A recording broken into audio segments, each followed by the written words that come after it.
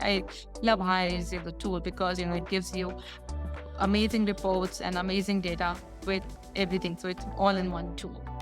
Welcome to another episode of the Speakeasy Podcast. I am so excited to have my special guest, Shweta Arora Madaan, a talent recruitment powerhouse known for her top-notch results in the tech industry.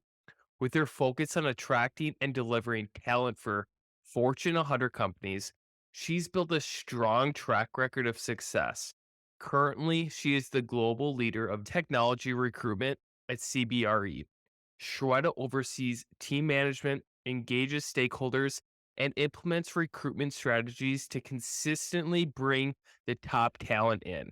So I'm super excited to bring her on, dive into her experience, and share with the audience how they can elevate their game. So without further ado, welcome to the podcast, Shweta.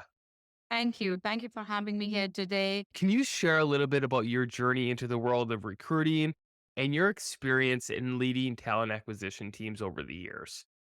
Absolutely. Thank you for asking me that question. So I started in India and I did my MBA in HR, and I come from a smaller city in India. There were no jobs in that city. So I moved to a bigger city, started applying for jobs. The first job I had was in a tech company, and got my first job there, started working. After a few months, the company was like, do you want to do HR, or you want to do comp and ben, or you want to do training and development? But I like the craziness of recruiting and the challenge it gives you. Oh my goodness. And the joy it brings to people, when you make the offers, and they're like, there are people struggling to get jobs at times, and you make those offers, they're so happy, and giving them the good news all the time, and building that trust and relationship brings joy to me. And that's the reason I have been in talent acquisition for the last 18 years. I specialize in technology recruiting, but I have started managing corporate functions as well now. So yeah, that's a brief about me. So you're working at CBRE. You said technology in the corporate roles. Help me understand kind of your scope, your impact. What are the things that you're doing at CBRE right now? Yeah, so as a global talent acquisition leader, I come with a lot of experience on a global perspective. Everybody in tech and every company in Fortune hundreds is looking at their tech stack as well as the cost involved in it. So I come with a perspective which is pretty global about different countries, their rules, understanding different markets, how we can hire and train in different countries, and what is going to be the cost, understanding their laws as well as um, the manpower of that place, and how the culture of every country, how the language of every country, what's the time zone differences, how we can implement and get the things done across globally. That's what, and I do come with those perspectives and add value, to the leaders around, okay, you want to hire this. Can we do it this way? Can we do look at this as an option? That's what my experience has been across. So more on the global perspectives as well as US in the last 8 years.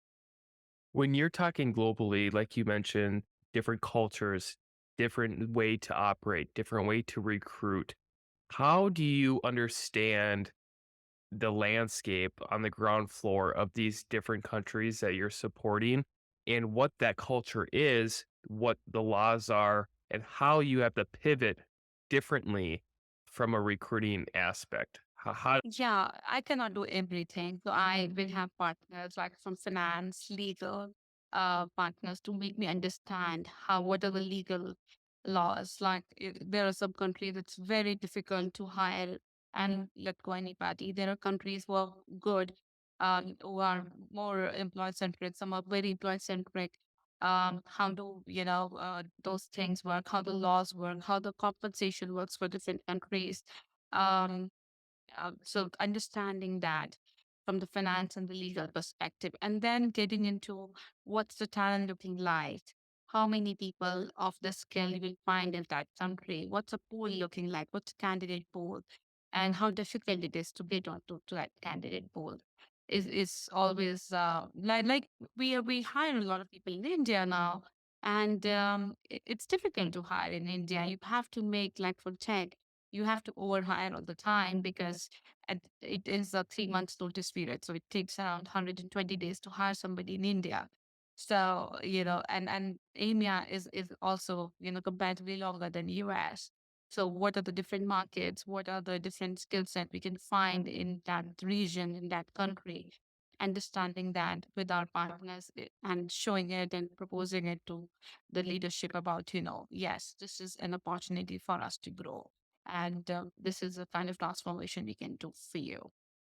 What do you think the biggest pain points within recruiting is currently right now in 20? The market economy, it's too confusing and challenging at this point of time that it's very difficult to anticipate what the future demand is and what's going to be the future demand.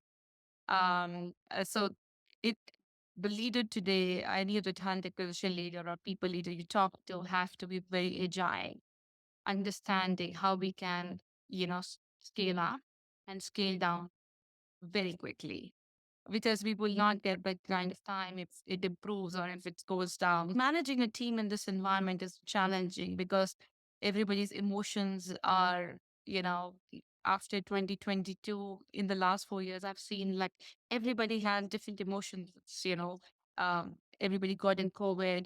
2021, the market just rose up. People started hiring, hiring, hiring, hiring, hiring. Then there was a dip in 2022 mid. And then again, everything has been like looking at the outlook, economic outlook of what's happening. So I believe, as a leader, how we can be more agile and understand, have more empathy towards our teams, understand what they're going through, what they're feeling every day is important. And how we can ensure that they feel motivated to do their jobs well in this environment. You hit on the word agile, and I think that's a really, really good characteristic, especially in the world of recruiting. You've transitioned into leading talent acquisition teams across different industries. Can you share your insights into that transition and maybe some experiences that prepared you to make that pivot from one industry to another? That's a great question. And now I think about it. So going from tech consulting to advertising, from advertising to healthcare, healthcare to commercial real estate now. So it has been a change for sure. Um, because I lead technology, it's not a very big change because technology remains the same. Means the skills we highlight remains same across. But I always say that the most important quality for anybody to have, and a superpower actually in today's world, is knowing what you know and what you do not know. It's self awareness, right? So I know what I know. I do not know half of the things when I get into any of the organizations. So I'll know what I do well as a leader in technology. I understand that. I understand good sourcing, recruiting skills. I understand talent experience. Understand stakeholder management. What I do not know is the domain experience. So I am very self aware that this is what I know and this is what I have to learn. So finding people in the organization early on and making them your people to go to ask those questions, understanding what the company does is very, very important for a leader. How any company makes money, so it's very, very important for any of the leaders to understand that. So finding those people who will train you, and honestly, 90% of people do help you. And even if they're C-suite, whatever their level is, they come and help you and train you. You have to just ask for help. I feel like you're such a great leader because you can pivot in any different industry and your leadership really shines through and the people really want to work for you. How do you build and nurture high performing TA teams across different industries, different countries, globally? And how do you create that environment where people want to work for Shweta? Yeah. So understanding people is important in today's world. So everybody I have worked globally, in different companies. countries, in different environments, in different time zones. But if you look at the basic principle of people, they want to work, they want to do the best job. They want they love their families, they want to do the best for their families. The core principles remain the same for everyone. Everybody wants good tools, good knowledge to do their jobs. If I, as a leader, can enhance their skills and make them shine through it, and that's what my job is, to understand what they have, where they're lacking, and what I can help them. Um, I just understanding, your skills. Okay, you created three skills. Do you have the right tools to develop those tools, two things? If you do not have those tools, my job as a leader to find those tools for you so that I can train you on those two tools. As a decision maker and a leader within tech and recruiting, how do you make those decisions on the tools, the resources for your team to be successful? Is it from the top down of hey, here are the tools that you have, or is it from the bottom up and the recruiters are saying, hey, I like this tool, I like that tool? Like, what's that thought process? Yeah, every day, like in the last 2 years, I've seen so many tools in the recruiting industry thanks to AI. Everybody is having their own tools and they're trying to sell things across different industries. It is always, yes, we do look at what team wants, and but I tend to look at what is the cost for a tool, what is the ROI I get for a tool as well. So it is that with AI, it gives a lot of privilege to recruiters to learn AI and use them in the right fashion about writing job descriptions to writing emails and emails and writing candidate emails. It just gives them a tool to lean on and save their time. So how can they do something extra in that time? So how are they using their time more on the sourcing and the networking part right now? Are they going out and attending those events in their local markets? Uh, if we are using them to make their lives easier on those perspectives. Every technology has some good parts and some bad parts. So, the good part with AI is that it's making a TA's life easier, but at the same time, it's making candidate lives easier as well.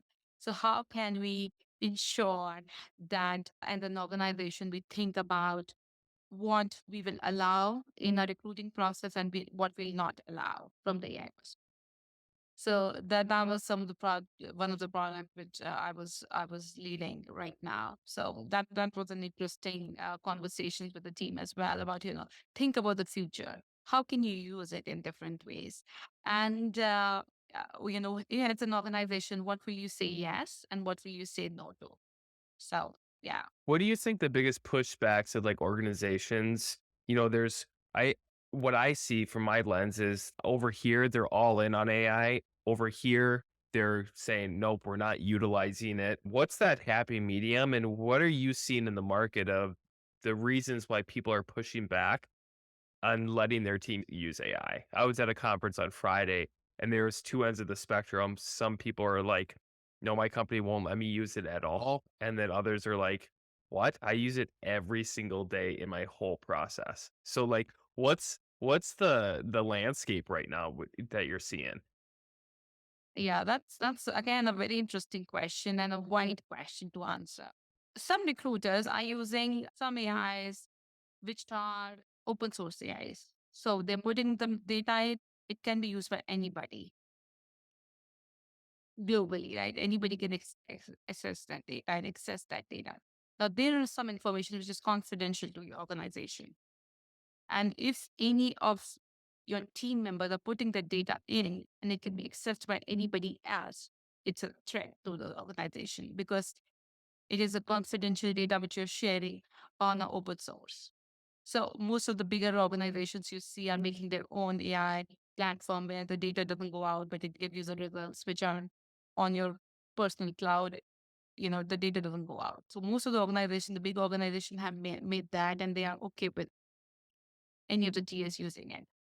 Some of the organizations say, no, we cannot do it because of the way it is built. Because if it's an open source, you're putting some data, it just goes out, and it can be a threat to your organization. It can be a cyber threat. So, that's the reason, some organizations say no and some organizations say yes. And most of the organization you will see in the next 6 months will build their own in-house AI systems, which the teams will be using, and then they will be okay with the team using it. Sure, because then there's regulations and they can kind of monitor what's going in, what's going out. That makes Yes. sense. Yes. Where do you think in the whole recruiting landscape, is it more on the front end on the sourcing? Is it more on the back end of, the data? Where do you see the biggest impact that maybe technology is going to have throughout the recruiting journey and the recruiting process? I think both.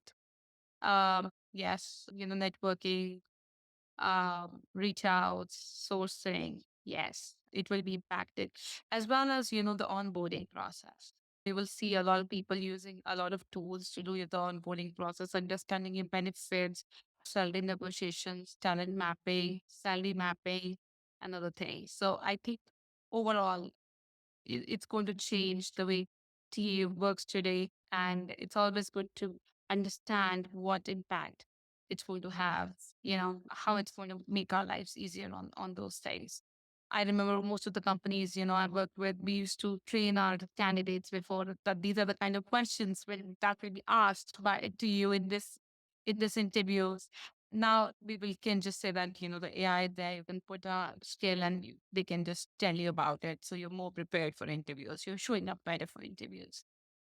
For sure. The first couple reasons why people are using AI was just the outreach or let me craft a job description or email. And I think it goes beyond that of thinking beyond that specific little scope of saying, okay, throughout the interview process and the recruiting process, how many tasks can I help alleviate? So, like even interview prep, like you said, instead of having a huge email template, sending it to a candidate, jumping on the phone with them, prepping, how can I utilize AI in that specific focus?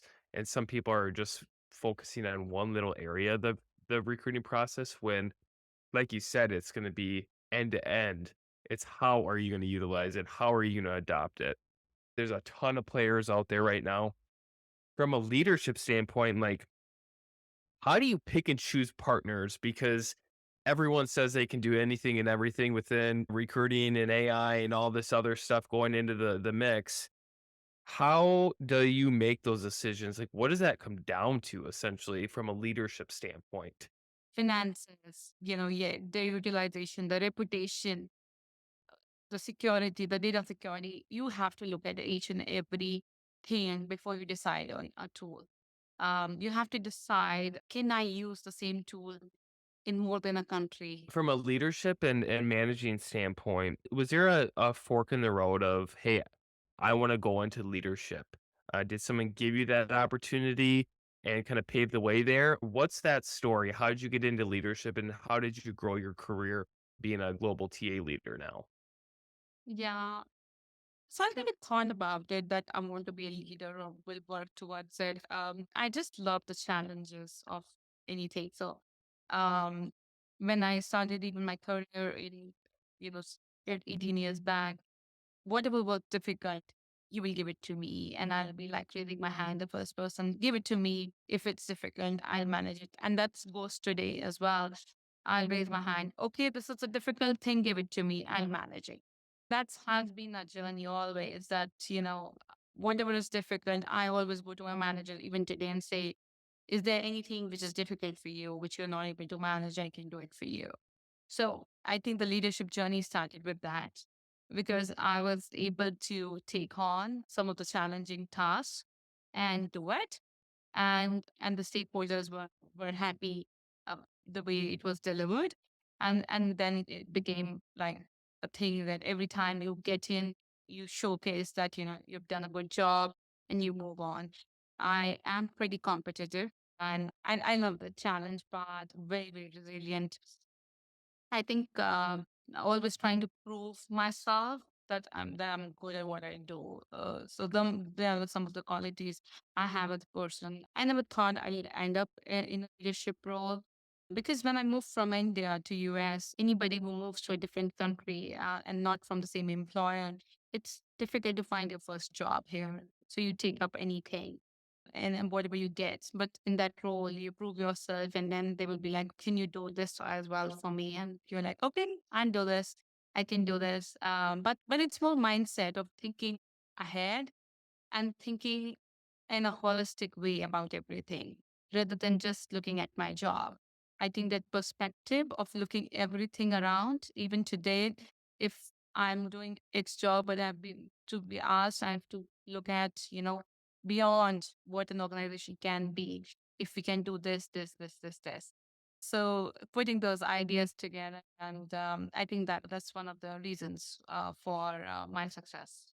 It's so funny you say that because when I was working at Amazon, someone told me, "You're never gonna get promoted for doing your job really, really good. That means just you're really good at your job."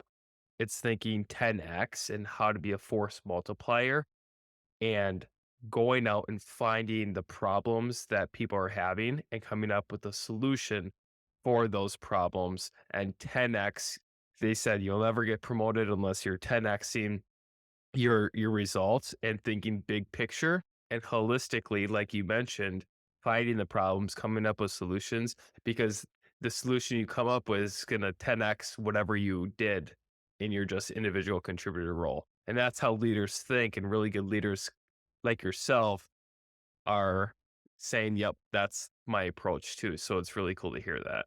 Yeah, and never ever saying that that's not my job. At times, some leaders just say, "Okay, can you do this for me?" And Yeah. there are people on my team, and they're like, "No, it's not my job." And I'm like, "No, if your leader is asking you, at least try to resolve that, rather than just Mhm. saying no.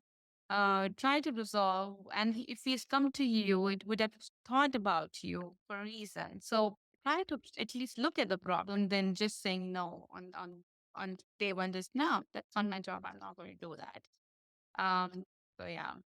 Measuring success across different industries, across different organizations and countries sometimes is challenging, but what does success and metrics look like within those different industries and the different countries that you work in and support? Every country, every role, every organization you go to, you have to set a new KPI, KR every different team. And then depends on the way they hire, what level they hire, what's the complexity of the roles. So yes, the KPIs and KRs are one of the indicators. But then your stakeholder scores, what are they looking at? What story are they telling? Um, Also, your candidate experience scores. What story are they telling? What's your quality of hire telling you? How early people are changing jobs. So what story are you telling them on the interview process that, they're not convinced with their role in a specific company. So these are some of the things, which I look at. And it differs from like every organization, every team, every role they hire for, and every country they are in, because every thing cannot be the same, right? So every country has different challenges, different numbers.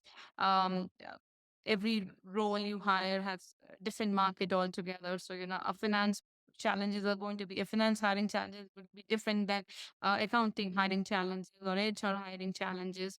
So thinking about it, that every team will have a different KPI and KRIs, and then the stakeholder management, the candidate experience total, as well as what is the quality of hiring metrics. I love that you say that because sometimes it's all bucketed into one, but filling a customer service rep, an entry level role is different than trying to do a vice president of international, affairs or something along those lines. It's two different searches, two different timelines. And sometimes it just buckets everything together and says, well, the time is filled is here, regardless of what the role is. So I love that you're getting really granular on that and understanding what the narrative is to share with the business. And then you can be more of a consultant versus Yeah. an order taker, which is Yeah. pretty cool. One of the most important things train my team is to be how you can be more consultative. How can you showcase data on all of the intakes you get in? So how you can be showcasing data, because sometimes the hiring manager come with, again, going back to what they know, they will say what they know. But there are things which they will not know. So opening their horizons as well about, how we can, okay, you need this person, this level, this skill, understand. But then there are these kind of different people as well who qualify. We love to look at them. And it always surprises me that people feel so happy and oh my goodness, I never thought about this. So thank you for opening my mind towards that. That's what we try to do as a team, as opening those horizons for our hiring managers and stakeholders and leadership, saying that okay, you're thinking about X because you say that I am this organization, I have like 10 competitors, get me people of these, but there can be like 10 other companies who can be a great fit as well. So we started thinking about that, and now like, oh my goodness, that's really amazing, because I never thought that this can happen as well. So opening those horizons is important, because for anybody who's very consultative. I was talking to another leader and he preaches the 3 Ps for his recruiters going into the intake call, and it's price is first, then, okay, depending on the price, you get a profile based on that price, and then the third one is process. Do you have a process in place in order to identify that profile in that price range?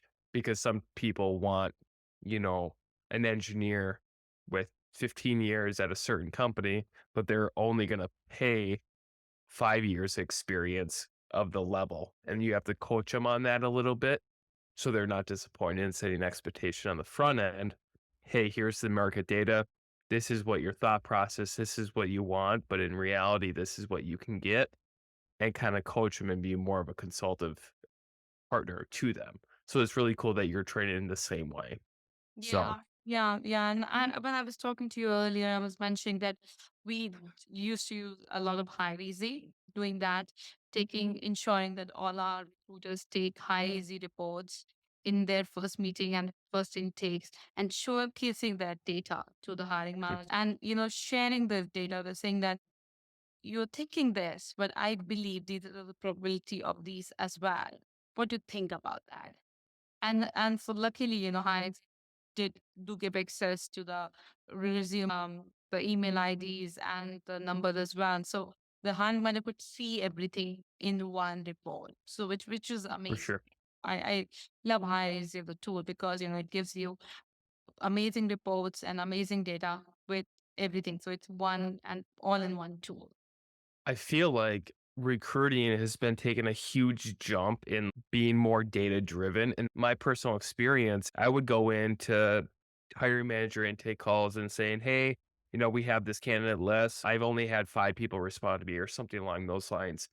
And it was to the point where the leaders might have like, did he actually send those emails out or not? Because we don't have percentages of did they respond or even look at it.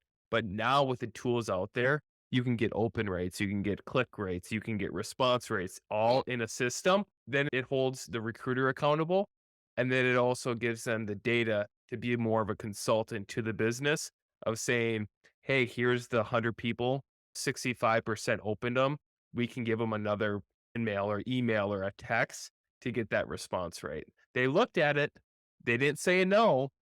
Let's connect with them again. I feel like it's changed so rapidly to be like a consultative approach versus just like an order taker. I think we have been more consultative in the last 3.5, 4 years. Yes, the tools have changed gradually with Mhm. the new things, which is amazing. But I think the training I have been training on my team in the last 4 years, they have to be more consultative. 2019, we started the journey that no, you have to be more consultative. You have to understand the business. You and your hiring manager should be a partner in it. Yep, Then you being a just an order taker, you should be able to guide them about how to drive this process. for sure. Having the hiring leaders be more involved. I've had the most success of like having them be involved in the front end and doing like a cadence of sequences of me reaching out to the candidate, then the hiring manager reaches out to the candidate and vice versa. It brings another element to the actual person that they'd be working for in those, and the response rates are higher. Have you seen success of having your recruiting teams kind of utilize that same structure and framework? Yes, it does. It does help. It does. Training teams is so important Yeah, in today's world. Um, like the teams in Philippines or some in some other country, Malaysia or some other country, will not know what kind of people we hire. So we started a lot of things like TikTok uh, sure.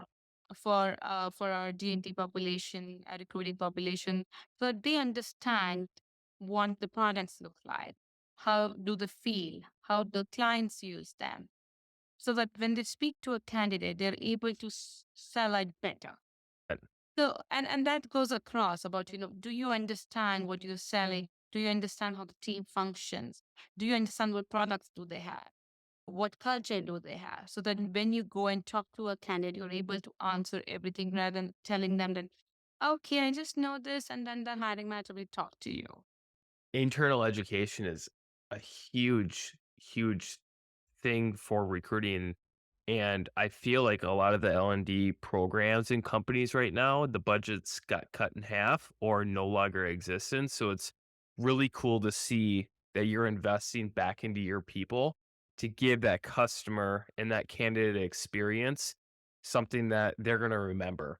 Whether Yes. you hire them now or in the future, they're going to remember that experience that CBRE had because they were trained properly, and I don't have to go back or wait for questions to be asked, and it probably increases that time to fill for you guys because you're not going back and forth of, "Hey, let me talk to the hiring manager. Okay, I'll get back to you," and vice versa. Are you seeing results more because of the internal training that you guys are providing?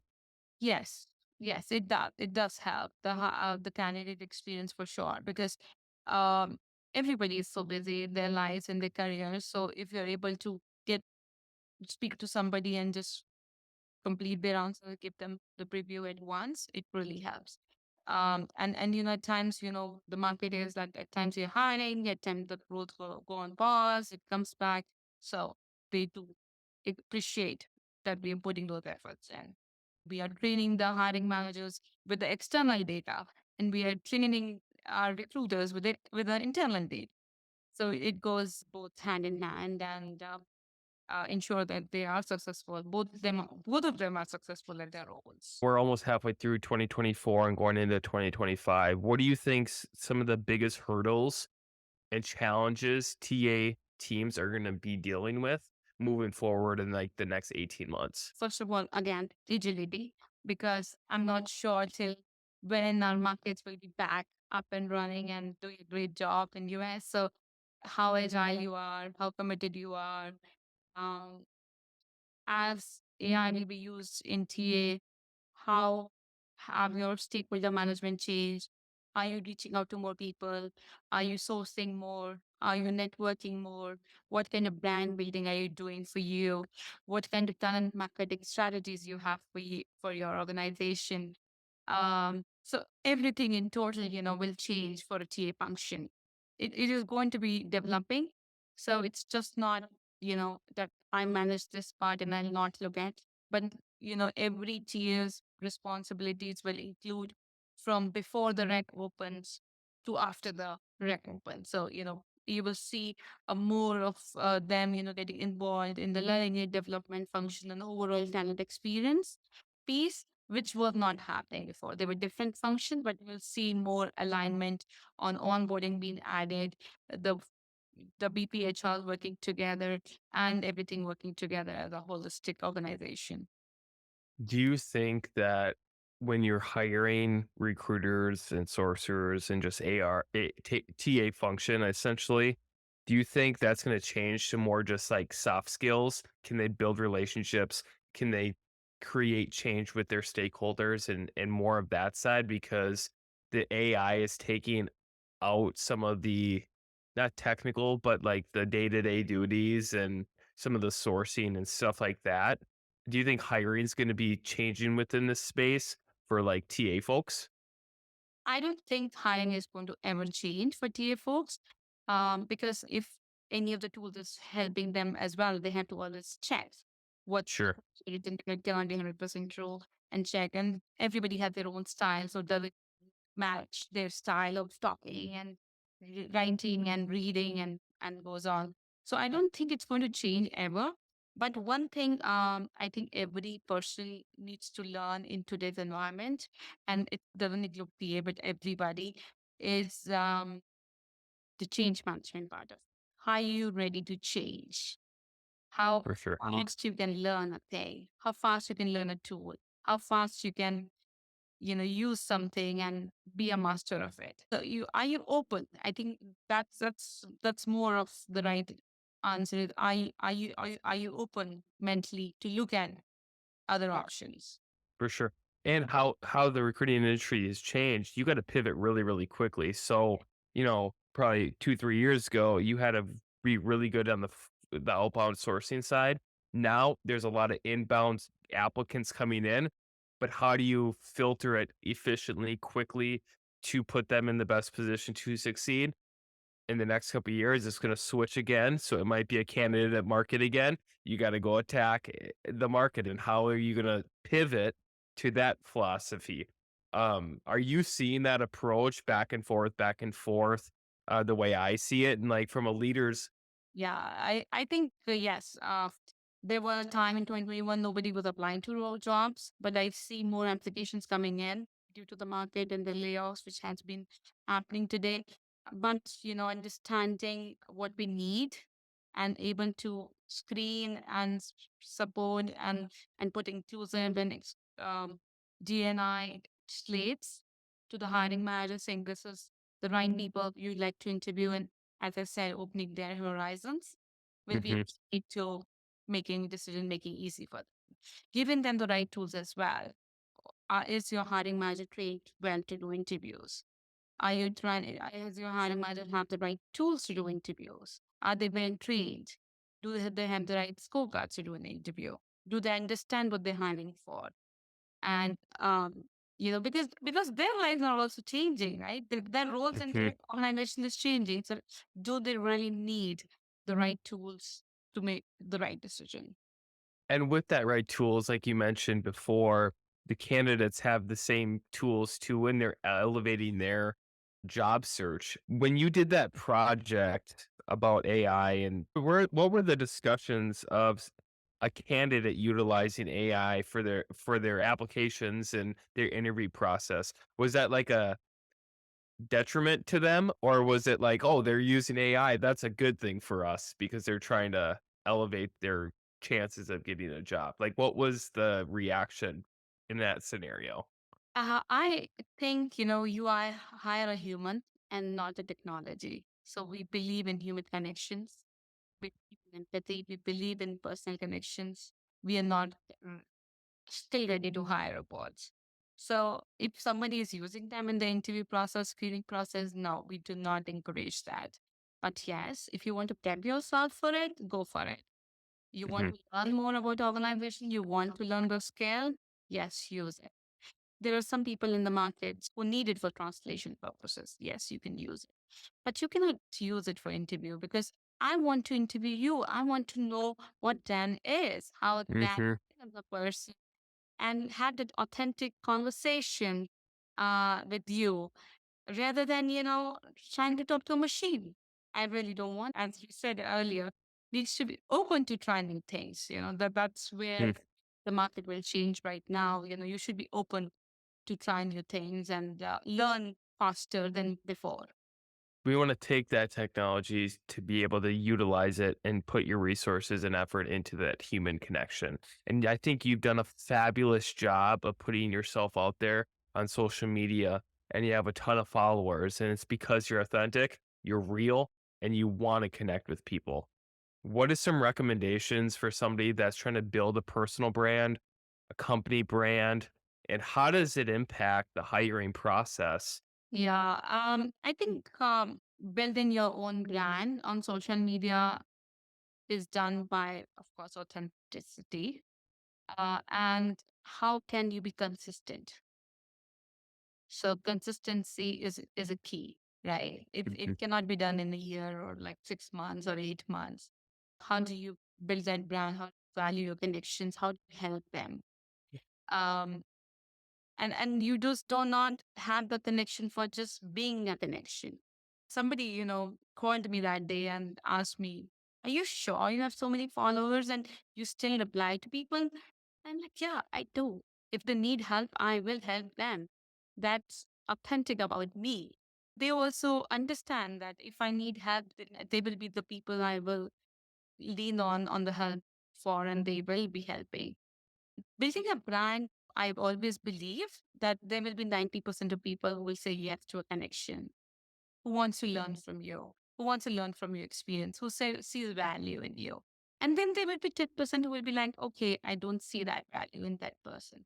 And it's absolutely okay. It takes time, and it takes an approach, but it helps in recruiting for sure. Because when you have these huge networks, and your brand, when you post something, people read. And when people read, it reaches more audience. And you're For able sure. to fill those roles at a cheaper cost. For sure. And I And think it also too is just going beyond even like a LinkedIn like or a social media connection. And it's jumping on the phone like we're doing right now. A month ago, I reached out to you and said, hey, I've been following you a little bit. You want to have a conversation? And you're like, yeah, yeah, why not?